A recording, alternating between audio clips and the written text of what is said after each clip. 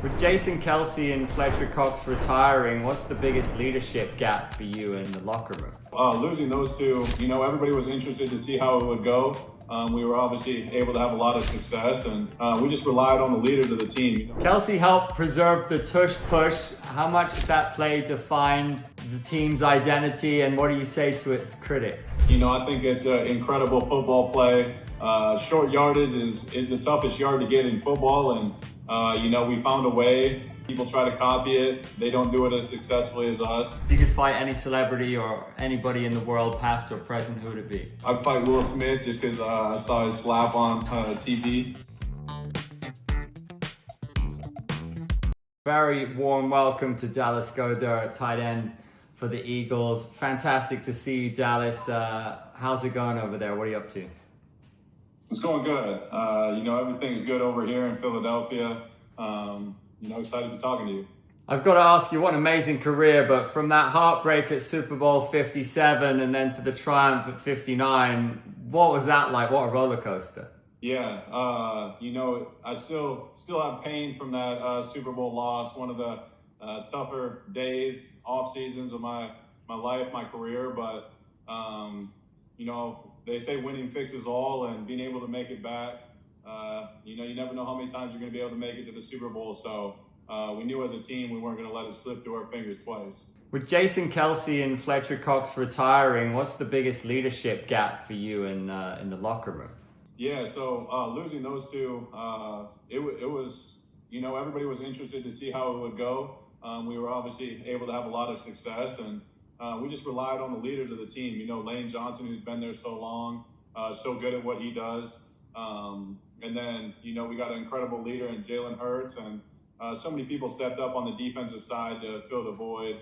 Jalen Carter played well. Nakobe Dean is a great leader of the defense. The safeties were both passionate, and we just had so many people that were able to, contribute their part. It wasn't a few people doing it, it was the whole team. So I think that's an important part of having a good team. Has their departure made you reflect on your own career timeline? A little bit. Every year that you start getting older, now that I hit 30, you wonder how much time you have left.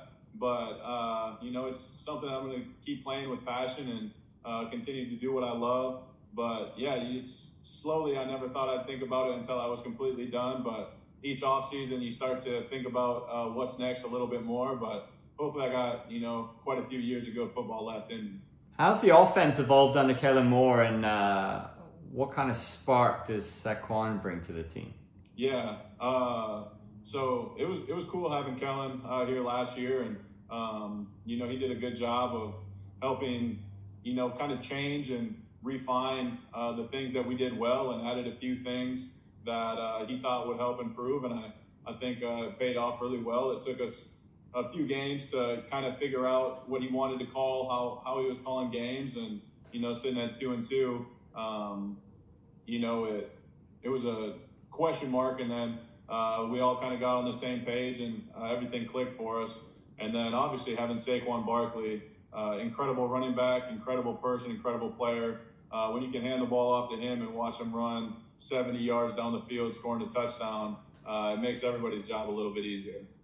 CJ Gardner-Johnson said you guys won't win a ring without him. Does that kind of talk light a fire in you guys?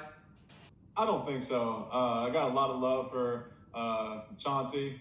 He's an incredible player. He's passionate, but it's just kind of who he is. He's always saying something. It's the passion that he has. He's got a lot of belief in himself. He was a great player for us in Philadelphia, and I wish him all the best. But when we play them, I think everybody will think about that and what he said.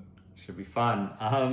Kelce helped preserve the Tush Push. How much does that play defined the team's identity, and what do you say to its critics? I'll start with what I say to the critics. I think it's an incredible football play. Short yardage is the toughest yard to get in football, and we found a way to be able to be very successful at getting that yard that we need. So, I'm glad it stayed. We work really hard at it. People try to copy it. They don't do it as successfully as us. I think if they would have taken it away, it just goes to show how powerful our offensive line is. And, it's kind of a disgrace to them, if you would, just because you're successful at something. I don't think that means you should ban it.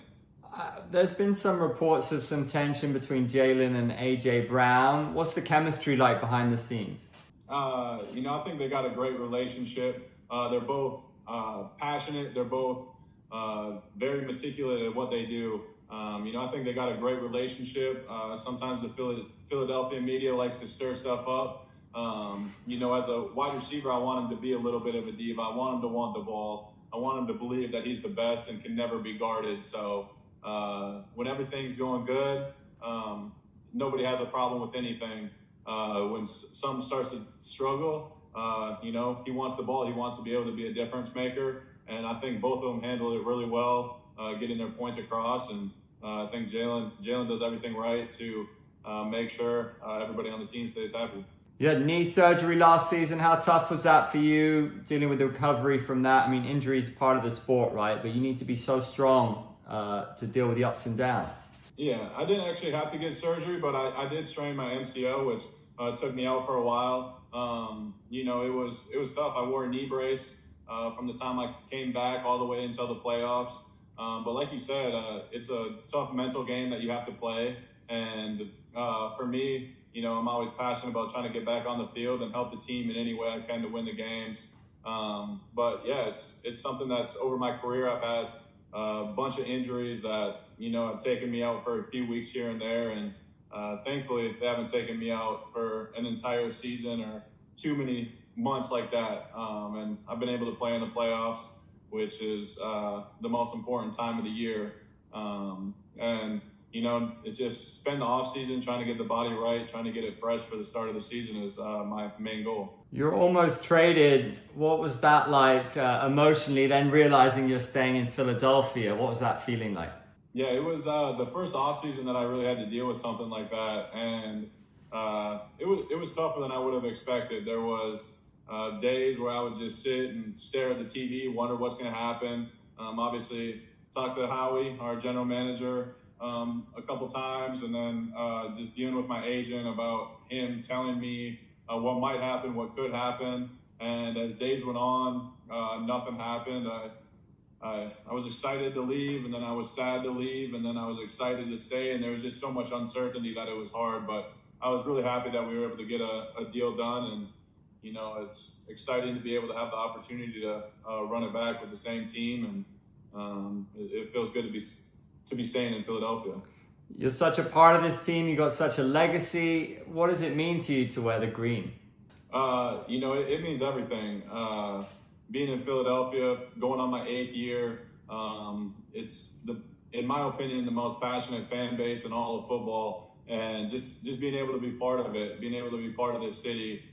Seeing them at the parade was pretty incredible. It almost made me believe that the Super Bowl was more important to the city than it was to all the players, which is crazy because we were the ones out there doing it, dreaming about it forever. But, winning games in Philadelphia means so much to the city, and I'm just glad I get to be part of it. We all grew up watching Rocky. Are people in Philly built different? Do they have a fighting mentality, you think? Absolutely. We always talk about it, the underdogs here. I feel like that's a great representation of the entire city of Philadelphia. They're so passionate about all their sports, all their, football, baseball, basketball. I just feel like I'm blessed to be able to play for a city that cares as much as they do. We've got young tight ends like Calcaterra rising. So how do you balance being a mentor but still fighting for your own looks? Yeah, I feel like the most important part is having good competition. Iron sharpens iron. When you have good players, you always are competing against them as well as helping them. And I feel like the better players you get around you, it's just going to help elevate your game. And, I'm really excited about the tight end room this year. I think we got a lot of good tight ends that will be fighting for making the roster and helping improve the team. And just being able to compete against guys that you're friends with and have great relationships makes doing our job a lot more fun. You're headed to the tight end university this year. So what does tight end university mean to you personally, and why do you think it's important for today's game? Yeah, the entire position of the tight end has grown so much over the last 10, 15 years. And when they started tight end university, I was really glad that I was able to go and learn from the best in the position. So I was able to take a lot of notes, add a few things to my tool bags that work for them, watch what they do. But it's a lot of fun, being a small school tight end or coming from a small school. There's not a lot of people that I played with or played against on other teams. So just the camaraderie that we have as tight ends, now I always know somebody on the other side of the field and I can talk to them after the game. And, it's just a great time with great people that you just get to hang out with and learn from. Any young guys impress you? It was a lot of fun watching Brock Bowers do his thing this year. It was incredible what he was able to do. I'm excited to talk to him a little bit, watch more of his film because he had an incredibly successful rookie year. What have George Kittle and Travis Kelce taught you the most on and off the field?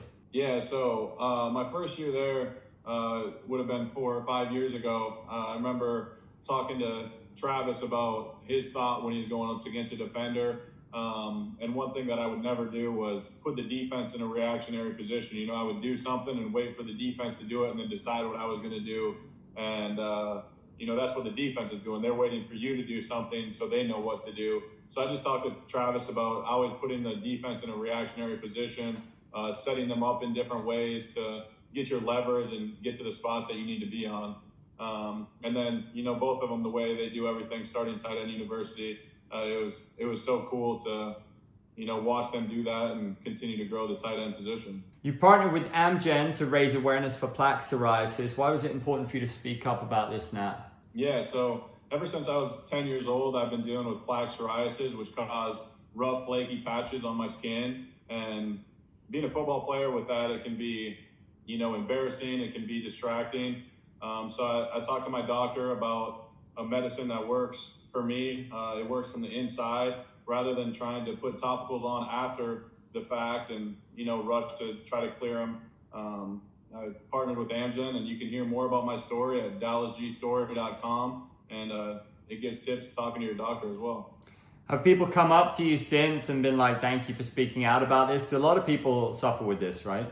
Yeah, it's a big ongoing deal. And being a kid with it, I didn't have anybody to look up to. I didn't really know what to say to people when they would ask what's on my skin. So, yeah, I have had people talk to me about it and say how awesome it is that I share and how it makes them more comfortable and confident. So that just means everything to me.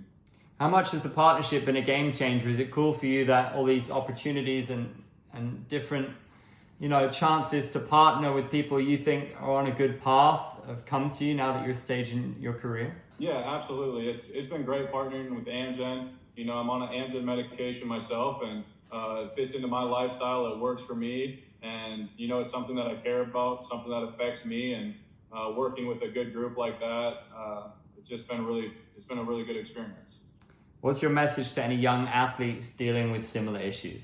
Yeah, no matter what really affects you, there's always something that you can do.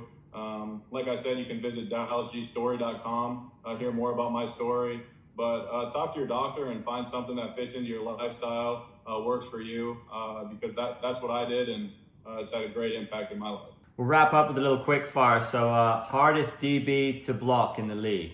I'm going to say, for me, it was always when Jalen Ramsey was in his prime. He was shifty, he would slide under blocks, he was always tough. One player who deserves more respect?